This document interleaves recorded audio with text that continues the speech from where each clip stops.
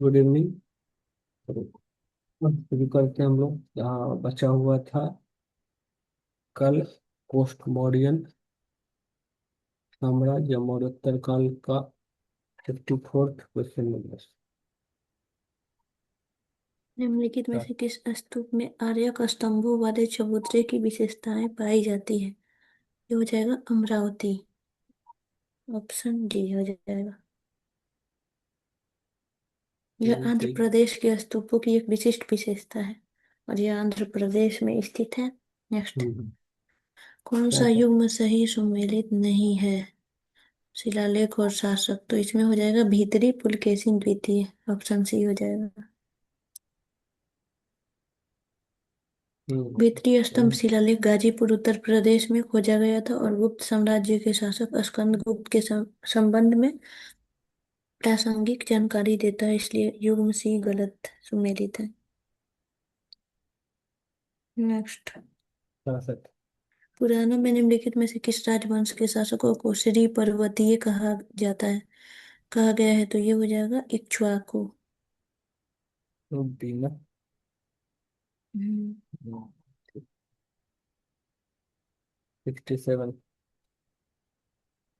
कथन है कुषाणों ने फारस की खाड़ी और लाल सागर के मध्य से व्यापार किया और कारण है उनका सुव्यवस्थित नौसेना आधार अत्यधिक योग्य था। तो ए सत्य है लेकिन आर असत्य है। ऑप्शन डी सी हो जाएगा।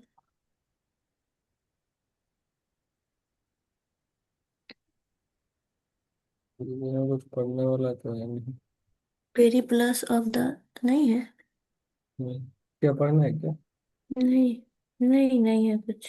ये तो सत्य है, असत्य वाला पढ़ा जा सकता है। हम्म। हालांकि किसी भी साक्ष्य में कुषाणों के एक सुव्यवस्थित या अत्यधिक योग्य नौसैनिक बल की उपस्थिति का वर्णन नहीं है, इसलिए इस प्रकार हाँ। कारण हाँ, असत्य है।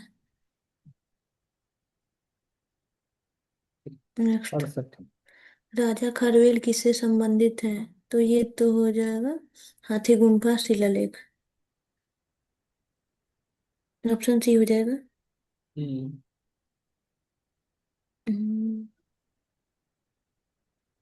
ठीक। नेक्स्ट। कौन सा राजा जैन धर्म का संरक्षक था? ये हो जाएगा खारवेल। वही नेक्स्ट। सही है। कलिंग 70। राज खारवेल निम्नलिखित में से किस राजवंश से संबंधित था? तो ये हो जाएगा चेदी। सही है। Option A. नेक्स्ट। ऑप्शन में कलेंगे भी दे दिया है। हम्म। छह भी दिया। राजाओं में से किसका जैन धर्म की ओर भारी झुकाव था? खारवेल। खरवेल एकदम हिट है। जैन धर्म के कट्टर अनुयायी और संरक्षक थे। हम्म, बहुत है। नेक्स्ट। कलिंग के राजा खारवेल किससे जुड़े थे? तो ये हो जाएगा चेदी वंश और एक से ज्यादा होगा क्या? हम्म, ए और बी दोनों दे रहा है। हाँ हाँ। एक से ये अधिक है। होगा। हाँ इसे महामेघवाहन वंश भी कहते हैं और चेदी वंश भी, तो दोनों। हाँ। नेक्स्ट। हाथी गुम्फा का शिलालेख किस राजा के बारे में जानकारी का स्रोत है? तो ये हो जाएगा खारवेल। अरे, इतना बार हम्म। पूछेगा भाई, घुमा घुमा के। बहुत नेक्स्ट। कर।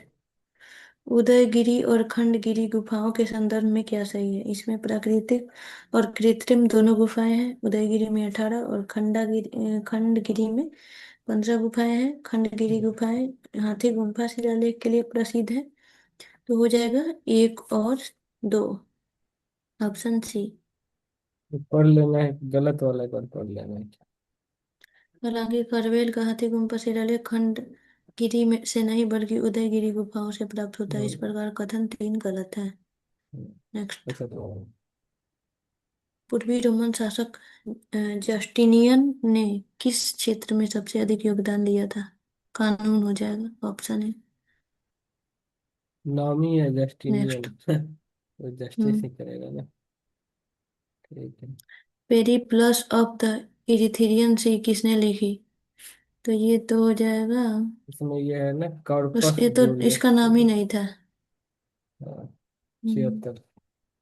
क्या होगा 76 का? पेरिप्लस ऑफ द इरिथेरियन सी किसने लिखी थी? तो ये हो जाएगा उपयुक्त में से कोई नहीं, नाम ही नहीं पता है उसका तो। यूपीएससी ऑफिसर है सब तो। नेक्स्ट, लूसेंट लूसेंट में भी था ये वाला। अच्छा। प्राचीन व्यापार के संदर्भ में निम्नलिखित कथनों पर विचार करें। प्राचीन भारत में अनेक नदी बंदरगाहों के संदर्भ मिलते हैं। वहाँ माल और यातायात के बड़े ट्रेपोर्ट, व्यापारिक केंद्र या गोदाम थे। तो ये हो जाएगा एक और दो दोनों, ऑप्शन है। खत्म चैप्टर। सही है। अब अगला चैप्टर की ओर रुख करते हैं। 11। हम्म। गुप्ता वाला होगा, इसमें बहुत क्वेश्चन है। हालांकि अब 2 चैप्टर है, दोनों में हम्म, बहुत क्वेश्चन है ना। 180 है एक में ही। इसमें दो को एक कर दिया ना, गुप्ता और गुप्ता। उत्तर काल को भी ओके। मिला दिया इसमें। चलिए सही है। गुप्त राजवंश के ने किस काल के दौरान शासन किया? तो ये हो जाएगा 319 से 580। और इसकी स्थापना गुप्त राजवंश ने 275 से 550 ईसा के दौरान, ईस्वी के दौरान हम्म। शासन किया। इस राजवंश का राजा की स्थापना राजा श्रीगुप्त ने 275 ईस्वी के आसपास की थी। हालांकि गुप्त वंश का पहला शक्तिशाली शासक चंद्रगुप्त प्रथम था, जिसने 319 से हम्म। 335 के दौरान शासन किया और सही अपने बात है। पूर्ववर्तियों के विपरीत महाराजा धीराज की उपाधि धारण की। हाँ। नेक्स्ट, दूसरा। किस शासक ने 4 अश्वमेध यज्ञ करवाए थे? तो प्रवरसेन प्रथम। अश्वमेध में क्या होता था ना, घोड़ा को मार देता था ले। घोड़ा छोड़ा क्या? जाता था शक्ति के प्रदर्शन के लिए। हाँ, उसी को मार वाकाटक के राजा देते थे। प्रवरसेन ने हाँ। 4 अश्वमेध यज्ञ किए। उन्होंने कई वैदिक अनुष्ठान भी किए। नेक्स्ट, और वही सेतुबंध बहुत। की रचना भी की उसने। तीसरा। भारत का नेपोलियन है तो समुद्रगुप्त होगा, ऑप्शन डी होगा। ईस्वी दिया है तीन सौ हम्म। पैंतीस से 300। चौथा। हम्म। प्राचीन भारत का नेपोलियन, तो ये हो जाएगा समुद्रगुप्त। बात तो सही है। पचमा। किस गुप्त राजा का दूसरा नाम देवगुप्त था? तो ये हो जाएगा चंद्रगुप्त द्वितीय। हम्म। और देवराज भी और द्वितीय। देवश्री भी नाम था। विक्रमादित्य भी बोला जाता था क्या? गुप्त शासक चंद्रगुप्त द्वितीय विक्रमादित्य का एक अन्य देवगुप्त नाम मिलता है। इसके प्रमाण सांची और वाकाटक शिलालेखों से प्राप्त हुए हैं। उपयुक्त नामों के अलावा उन्हें देवराज और देवर्षि के नाम से भी जाना जाता है। नेक्स्ट, क्या क्या नाम रख लेते थे खुद। छठा।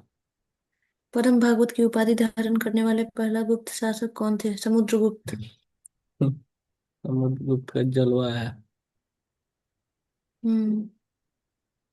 ये क्या लिखा है, नोट हालांकि। में दिया है, यूपीपीएससी ने ऐतिहासिक रूप से अपनी कुंजी में चंद्रगुप्त द्वितीय को सही उत्तर दिया है। यूजीसी और व्यापक ऐतिहासिक शोधों ने समुद्रगुप्त को सही उत्तर माना है। हम्म। समुद्रगुप्त ही होगा सही, नेक्स्ट, छठवा। परम भागवत की उपाधि धारण करने वाले पहले गुप्त शासक, तो ये समुद्रगुप्त। सम उपाधि खुद धारण करने वाले। परमात्मा। नेक्स्ट, इलाहाबाद स्तंभ शिलालेख निम्नलिखित में से किससे संबंधित है? तो ये तो हो जाएगा कोई नहीं है क्या इसमें? समुद्रगुप्त। दो ऑप्शन गलत होगा दिया इसमें। है। गलत तो नहीं है, 2 ऑप्शन होगा। सी और डी दोनों सही है, अशोक और समुद्रगुप्त। पढ़ना है क्या इसका? इलाहाबाद स्तंभ मूल रूप से अशोक द्वारा बनवाया गया था। बाद में यह प्रयाग प्रशस्ति के लिए व्यापक रूप से जाने जाने लगा। जो हरिसेन द्वारा समुद्रगुप्त 335 से 375 की प्रशंसा में उत्कृष्ट संस्कृत में लिखा गया एक शिलालेख है, जिसमें उनकी राजनीतिक और सैन्य उपलब्धियों को सूचीबद्ध किया गया है। वहाँ जहांगीर और बीरबल बीरबल के नामों का भी उल्लेख मिलता है, इसलिए सीओडी दोनों सही है। नेक्स्ट, हम्म। तो 6 का क्वेश्चन है, 2006 का। 9 नंबर। इलाहाबाद का आ अशोक गया स्तंभ ना। किसके शासनकाल के बारे में जानकारी समुद्र। प्रदान करता है? समुद्रगुप्त। हम्म। 10वां। नेक्स्ट, पर्याप्त प्रशस्ति किसके सैन्य अभियान के बारे में बताती है? समुद्रगुप्त। समुद्रगुप्त। हम्म। 11। समुद्रगुप्त की पर्याप्त प्रशस्ति में कौशल के शासक का क्या नाम था? महेंद्र। महेंद्र बाहुबली। ठीक है। 12। नेक्स्ट, समुद्रगुप्त की पर्याप्त प्रशस्ति वाले स्तंभ पर निम्नलिखित में से किसका शिलालेख भी मिलता है? जहांगीर और बीरबल का भी मिलता है। करना है क्या, कर लेना है, 2 3 4 पॉइंट दिया है। ब्राह्मणी लिपि में अशोक का शिलालेख, अशोक की पत्नी कारुबाकी के धर्मार्थ कार्यों के संबंध में रानी का शिलालेख, संस्कृत भाषा और ब्राह्मणी लिपि में हरिसेन द्वारा लिखा गया समुद्रगुप्त का शिलालेख, और चौथा फारसी में जहांगीर का शिलालेख। हम्म, 4 अलग अलग शिलालेख था। नेक्स्ट, 13। किस गुप्त शासक को लिच्छवी दोहित्र, लिच्छवियों की पुत्री का पुत्र कहा जाता था? कहा जाता है, ये हो जाएगा समुद्रगुप्त। हम्म, समुद्रगुप्त की माता कुमार देवी लिच्छवी वंश की एक राजकुमारी थी, यही कारण है कि उन्हें यह उपाधि दी गई थी। समुद्रगुप्त के पिता चंद्रगुप्त प्रथम थे। नेक्स्ट। लिच्छवी दोहित्र, लिच्छवियों की नाती दोहित्र कहा या जाता है। दोहित्र। ये क्या 14। है? पृथ्विया प्रथम वीर किसकी उपाधि थी? समुद्रगुप्त। अरे तो समुद्रगुप्त धरती के पगला, पहले वीर। पगला लिया जाएगा यार। जो सब खाली टाइटल ले ले ले ले ले। तो पढ़ लेना, बुक बुक का नाम दिया। अरे कौन सा? इस क्या प्रश्न का करूं। मूल्यांकन से बाहर कर दिया है। काहे ये भाई। तेज राम शर्मा की पुस्तक a political history of the imperial Guptas में समुद्रगुप्त द्वारा किए गए अश्वमेध यज्ञ का वर्णन किया गया है। इस अनुष्ठान के बाद उन्होंने पृथ्वी व्याम प्रतिरथ हम्म, अ, की उपाधि धारण की, जिसका अर्थ है पृथ्वी पर ऐसा व्यक्ति जिसका कोई प्रतिद्वंदी नहीं है। पृथ्वी पर प्रथम वीर। उत्तर प्रदेश लोक सेवा आयोग ने इस प्रश्न को मूल्यांकन से बाहर कर दिया है। ले लो। नेक्स्ट। 15। आ गया इस धनंजय। ये कौन क्या सा हुआ। आया? ये वाला है 15। बाकी। 15 नंबर है ना। एक मिनट, हाँ। हम्म, पढ़िए। हरिसेन समुद्रगुप्त के दरबार में प्रसिद्ध कवि थे। और दूसरा है, पहले महाकाव्य देवी चंद्रगुप्तम की रचना की, और वह पर्याप्त प्रशस्ति के लेखक भी थे। तो ये हो जाएगा 1 और 3 दोनों सही। देवी दूसरा स्कूल। चंद्रगुप्तम की रचना नहीं की थी। अच्छा अच्छा, हरिसेन उसकी रचना जी ने। समुद्रगुप्त के।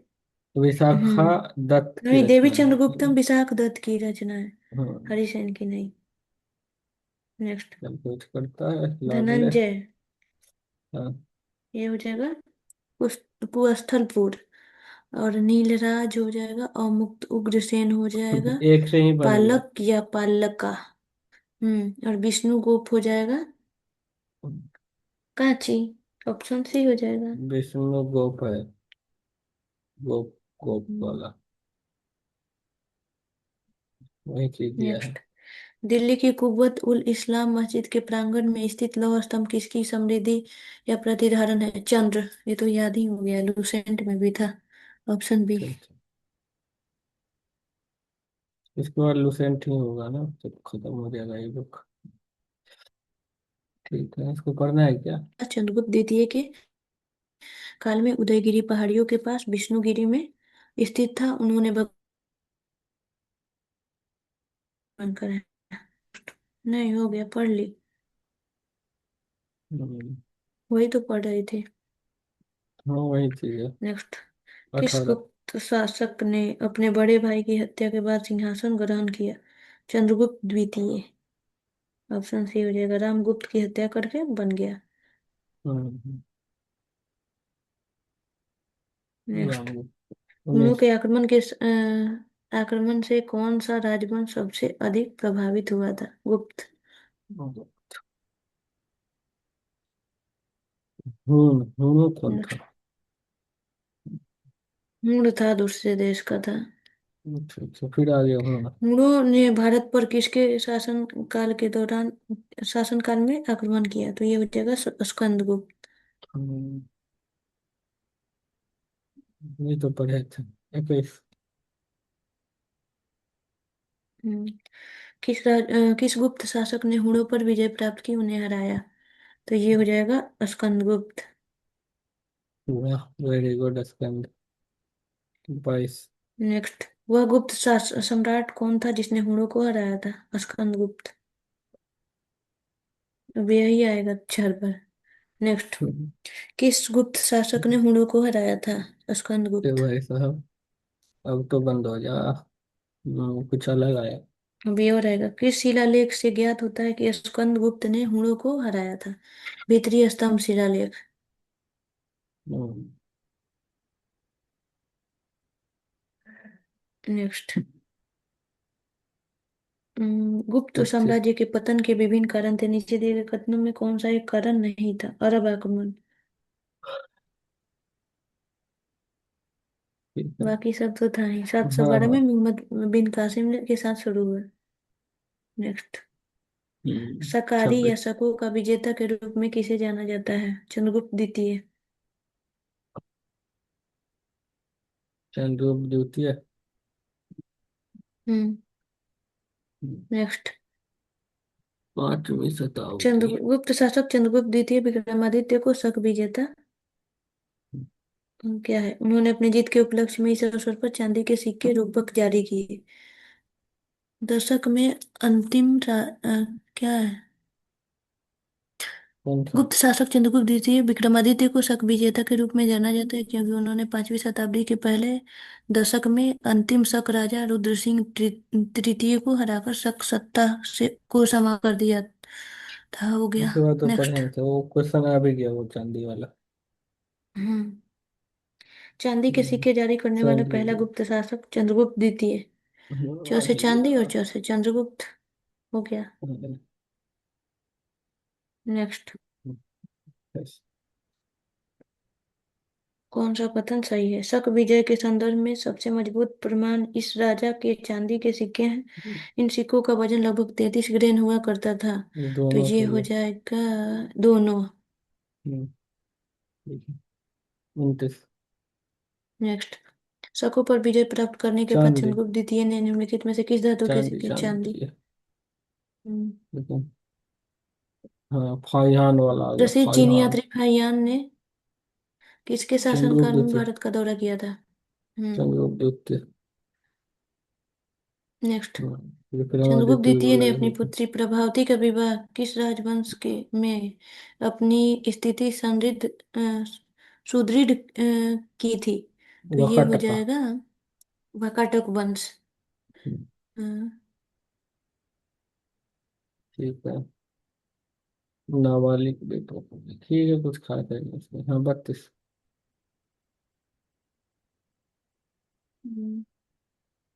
32 नंबर है। वकाटका। 1 मिनट। प्रभावती गुप्ता कहाँ की शासक थी? तो ये वकाटका। हो जाएगा वाकाटक राजवंश। हम्म, नेक्स्ट, राजा पुरवरसेन के बारे में कथनों पर विचार करना है। वह वाकाटक वंश का वास्तविक संस्थापक था। उसका साम्राज्य उत्तर में बुंदेलखंड से लेकर दक्षिण में हैदराबाद तक फैला हुआ था। वह अपने पिता राजा विंध्य शक्ति का उत्तराधिकारी बना, पुराणों में उसका उल्लेख है। तो ये हो जाएगा उपरोक्त में से एक से अधिक।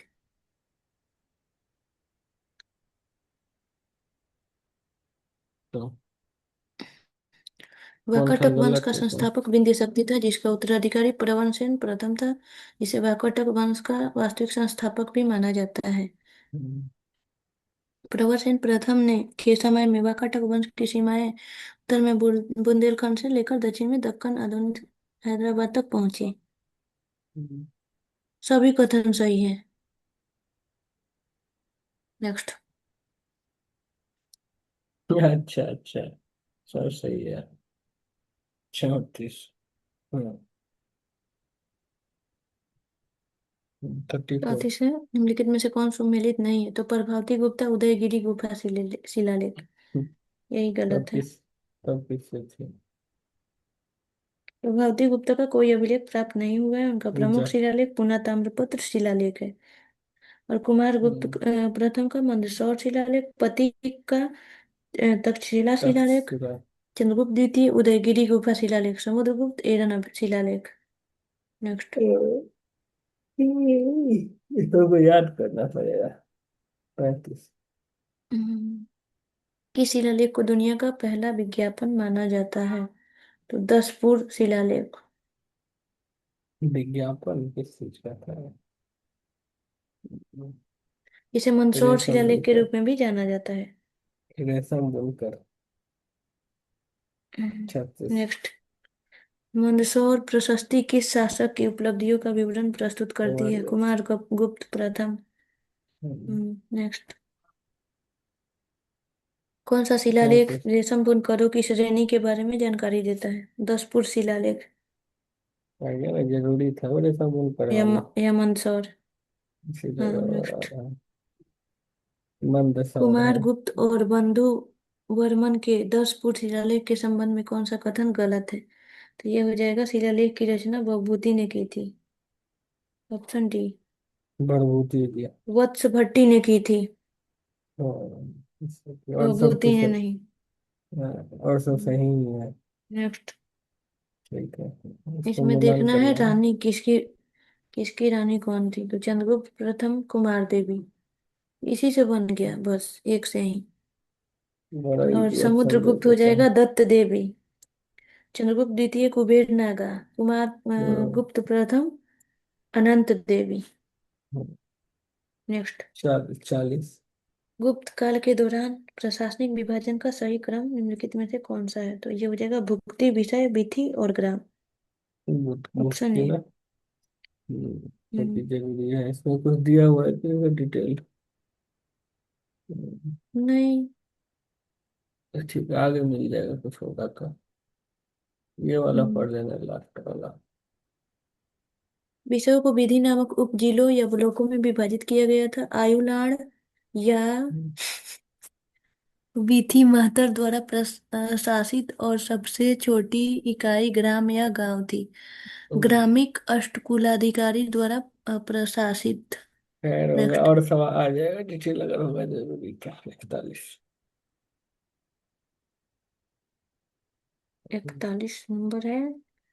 तीसरी शताब्दी ईस्वी से जब भूण आक्रमण ने रोमन साम्राज्य को समाप्त कर दिया, भारतीय व्यापारी अधिक से अधिक इस पर निर्भर रहने लगे। तो ये हो जाएगा दक्षिण पूर्व एशियाई व्यापार। ऑप्शन सही हो जाएगा। नेक्स्ट। 42। गुप्त काल के दौरान निम्नलिखित में से कौन सा बंदरगाह उत्तर भारतीय व्यापार को संभालता था? ताम्रलिप्ति। अच्छा। नेक्स्ट। ठीक है, गुप्त 45। काल के दौरान उत्तर भारतीय व्यापार के लिए निम्नलिखित में से किस बंदरगाह का उपयोग किया जाता था? तो ये हो जाएगा एक एक से से ज्यादा ना? अधिक। हम्म कौन कौन सा है, पढ़ लेना एक बार।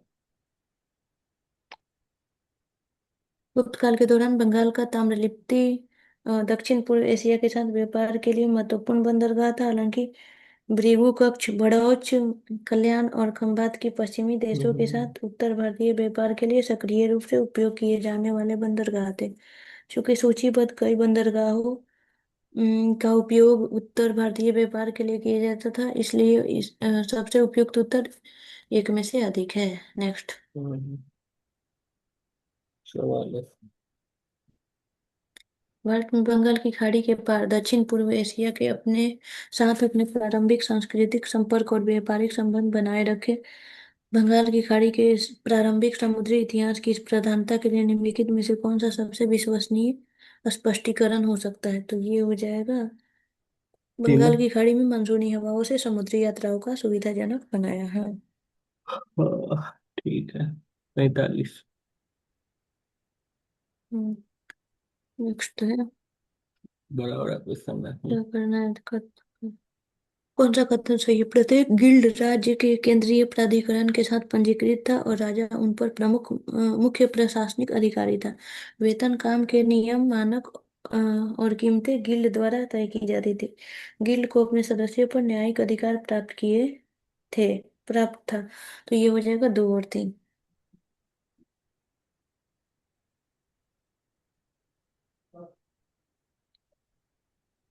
2 और 3 सही है ना? नेक्स्ट। गलत कौन सा है? पहला। वे ये स्वायत्त रूप स्वायत्त से रूप से कर। कार्य करते थे। राजा उन प्रमुख प्रशासनिक अधिकारी नहीं था। प्रत्येक गिल्ड का अपना प्रमुख होता था जो राज्य के हस्तक्षेप के बिना शासन करता था। इस प्रकार कथन एक गलत है। 46। गुप्त काल के दौरान गुजरात, बंगाल, दक्कन और तमिल देश में स्थित केंद्र निम्नलिखित में से किससे संबंधित है? वस्त्र निर्माण। हम्म, नेक्स्ट। प्राचीन काल में ठीक है। किस वर्ण को सार्थवाह भी कहा जाता है? तो वैश्य। ऑप्शन सी हो जाएगा। हम्म, नेक्स्ट। कौन गुप्त काल के दौरान चिकित्सा पर अपने कार्य के लिए जाना जाता है? तो ये हो जाएगा उपयुक्त में से। हम्म। ये को सही, ये विवाद कर दिया है इस पे भी। डी होगा। पहले सुश्रुत विवाद को का। शल्य चिकित्सा का जनक कहा जाता था। माना जाता है कि उनका काल लगभग 600 ईसा पूर्व। गुप्त काल नहीं था। शौनक ऋग्वेद में एक ऋषि थे। शूद्रक गुप्त काल में एक नाटककार थे। सौमिल्य गुप्त काल के एक नाटककार हैं। इस प्रकार उपरोक्त में से किसी ने भी गुप्त काल के दौरान चिकित्सा के क्षेत्र में कार्य नहीं किया है। लेकिन बीपीएससी ने शुरू में ए को उत्तर दिया था। लेकिन ऐतिहासिक रूप से गुप्त काल 275 ईस्वी से सुश्रुत के 875 साल बाद का है। यूपीएससी से भांग पी के उनका बनाता है बहुत क्या बड़ा। दोस्त? वाह, इतना गलती इसके बाद करेगा वाला तो। भी गलत है।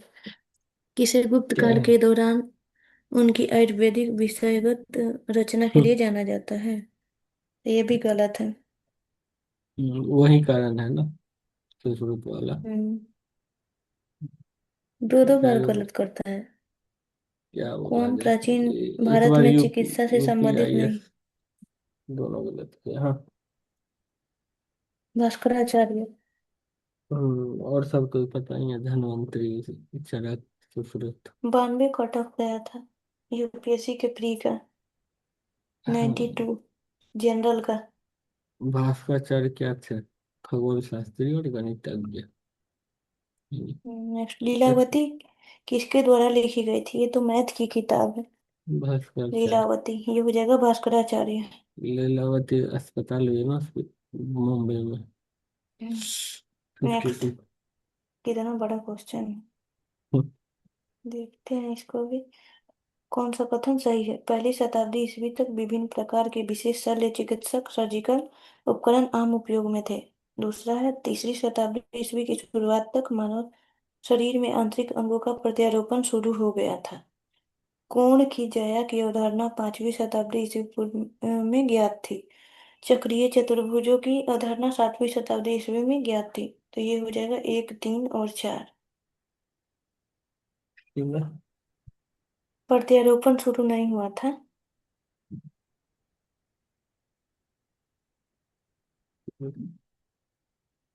आगे बढ़। अ, गलत कौन सा सब भारत पूछ की रहा हूँ? हाँ ठीक। फिर कौन? भारत की अपनी यात्राओं में फाहियान ने एक अस्पताल का उल्लेख किया है। वह कहाँ स्थित है?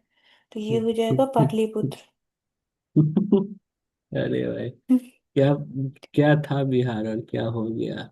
आश्चर्य बात।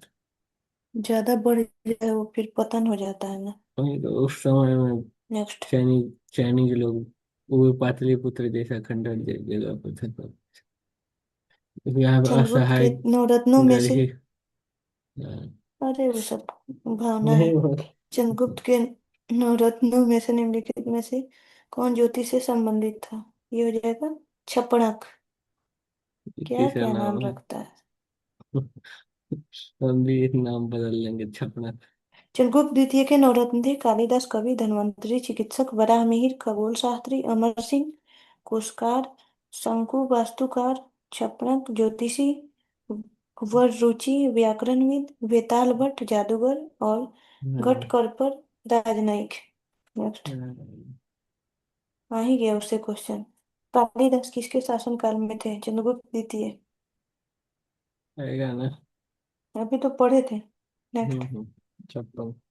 किसने सबसे पहले यह स्पष्ट किया था कि अपनी धुरी पर पृथ्वी का घूमना ही सूर्य के दैनिक उदय और अस्त होने का कारण है? आर्यभट्ट। आर्यभट्टा। आर्यभट्टियम लिखा था ना। हम्म, उन्होंने कहा था कि दिनों रात पृथ्वी के अपनी दूरी पर घूमने के कारण होते हैं। नेक्स्ट। संतावन। इनमें से कौन गुप्त काल के सोने के सिक्के हैं? तो ये हो जाएगा दिनार। दिनार। हम्म। कौड़ी नेक्स्ट। युग होता था। गुप्त काल में सोने अंठावन। के सिक्के को क्या कहा जाता था? दिनार। दिनार। हम्म। 59। नेक्स्ट। गुप्तों द्वारा जारी किए गए चांदी के सिक्के क्या कहलाते थे? रूपक। रूपक। हम्म। है ना। नेक्स्ट। 60। किस सिक्के जारी करने वाला पहला गुप्त शासक कौन था? चंद्रगुप्त प्रथम।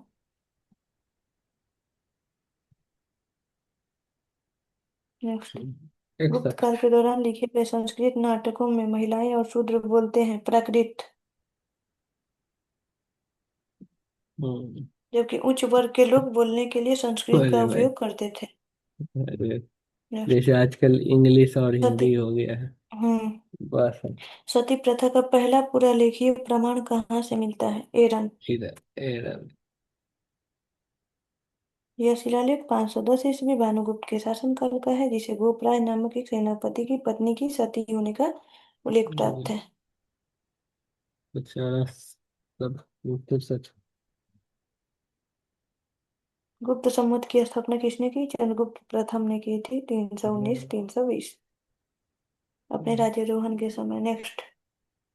अशोक का 34। नाम तो ये तो होगा प्रियदर्शी, तो एक का दो हो जाएगा, इसी से बन गया। अच्छा, समुद्रगुप्त हो जाएगा इसमें इसको आगे पढ़ लेना। पराक्रमांक। चंद्रगुप्त द्वितीय हो जाएगा विक्रमादित्य। स्कंदगुप्त हो जाएगा क्रमादित्य।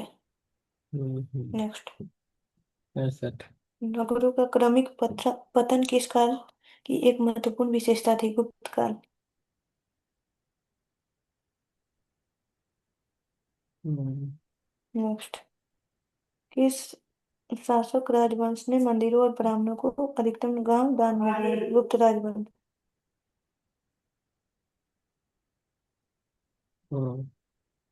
67। नेक्स्ट। प्राचीन भारत में किस राजवंश के शासन को स्वर्ण युग माना जाता है? तो ये हो जाएगा गुप्त। नेक्स्ट। 68। किस युग में महिलाओं को पुरुषों के समान समानता प्राप्त थी? तो ये हो जाएगा किसी में नहीं। इनमें से कोई नहीं। बस वैदिक युग बस को छोड़कर वेरी। प्राचीन भारत में महिलाओं की स्थिति कभी भी सही मायने में समान नहीं थी। ठीक है। 69। नेक्स्ट। गुप्त काल में भू राजस्व की दर क्या थी? उत्पादन का छठा भाग। आ ही छठा गया जगह। फिर। धार्मिक पुस्तकों या धर्मशास्त्रों में भू राजस्व की दर क्या है? 1/6। 1/6 हो गया। 1/6। हिंदू कानून के अनुसार वन बाई मान्य कर सिक्स कितना है? उपज का छठा भाग। नेक्स्ट।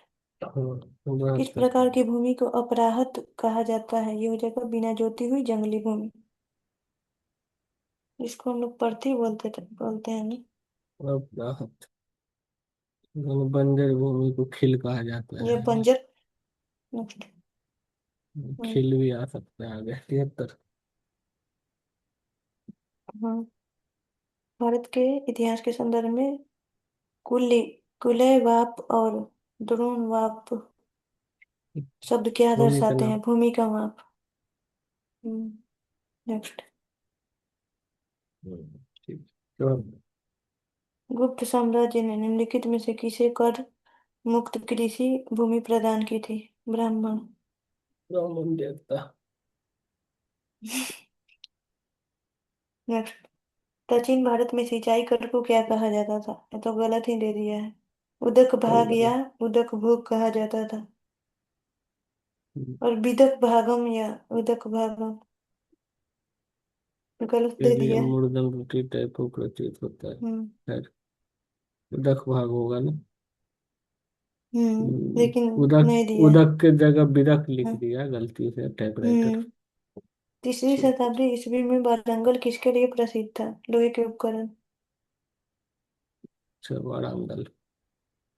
ठीक है। प्राचीन भारत में गुप्त राजवंश की अवधि के संदर्भ में शहर घंटाशाला, कटूरा और हम्म, कदूरा और चोल को किस रूप में जाना जाता था? तो विदेशी व्यापार को संभालने वाले बंदरगाह। हम्म। नेक्स्ट। तोड़मा तोड़मान किस नस्लीय समूह से था? ये हो जाएगा हुण। हम्म। हम्म। ठीक है, 79। नेक्स्ट। किसने हुण शासक मिहिर कुल को हराया था? यशोधर्मन। यशोधर्मन तटोधर्मन, इसको हराया था। लगभग 528 हम्म, ईस्वी से या 495 हम्म, ईस्वी द्वारा। नेक्स्ट। नेक्स्ट। ठीक है। छठी और शताब्दी की शुरुआत में भारत आने वाले चीनी तीर्थयात्री कौन था? तो ये होगा संगयून। सुंगयून। सुंगयून। 518 नेक्स्ट। ईस्वी में आया हाँ, था। छठी शताब्दी हम्म, की शुरुआत में। नेक्स्ट। चीनी यात्री आ गया संगयून इसमें। कब आया था भारत? तो ये हो जाएगा 500। इसमें एक से अधिक क्यों दिखा रहा है? नन ऑफ पाँच सौ दिस अठारह होगा। से 521। एक हाँ, से अधिक नहीं, नन ऑफ दिस होगा। एक ही कोई बार ना नहीं। आएगा। चीनी स्रोतों के अनुसार हाँ। श्रीलंका के शासक मेघवर्मन ने गया में एक बौद्ध मंदिर बनाने की अनुमति के लिए निम्नलिखित में से किस गुप्त राजा के पास एक मिशनरी भेजा था? ये हो जाएगा हम्म, समुद्रगुप्त। इतना समुद्रगुप्त का है, बाप रे। यही तो कथनों को पूरा ध्यान चला पूर्वक के पढ़ें, ठीक है। गुप्त करिए। सम्राटों ने अपने लिए दैवीय अधिकारों का दावा किया। उनका प्रशासन अत्यधिक केंद्रीकृत था। उन्होंने भूमि अनुदान की परंपरा का विस्तार किया। तो एक और तीन सत्य है। ऑप्शन सी हो जाएगा। नेक्स्ट। एक और दो आ सकते गुप्त हैं। काल के दौर हम्म, गुप्त काल के ठीक दौरान है। भारत में जबरन श्रम या बेगार या विष्टि के संदर्भ में निम्नलिखित में से कौन सा कथन सही है? तो ये हो जाएगा। इसे राज्य की आय का एक स्रोत माना जाता था जो देखो। लोगों द्वारा भुगतान किए जाने हम्म, वाला एक प्रकार का कर था। ये हो गया ये। ठीक है। टाइम है। है भी 2 मिनट टाइम। शतरंज के काफी। खेल की उत्पत्ति कहाँ से मानी जाती है? भारत। जहाँ इसे चतुरंग सेना के चार प्रभाग पैदल सेना, घुड़सवार सेना, हाथी सेना और रथ के रूप में जाना जाता था। भारत से यह फारस और यूरोप पहुंचा। नेक्स्ट। शूद्रक फारस द्वारा गवाह। लिखित एक प्राचीन भारतीय पुस्तक मृक्ष कटिकम किससे संबंधित है? ये हो जाएगा एक अमीर व्यापारी और एक गणिका तवायफ की बेटी के साथ प्रेम प्रसंग। बाप रे। ऑप्शन।